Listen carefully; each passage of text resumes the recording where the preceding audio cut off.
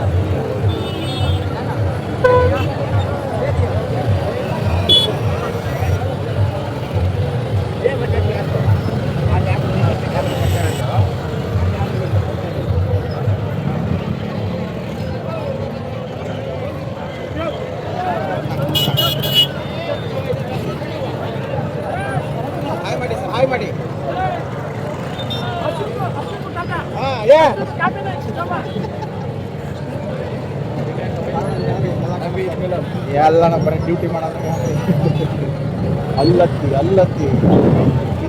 ನಾಲ್ಕು ಟೇಬಲ್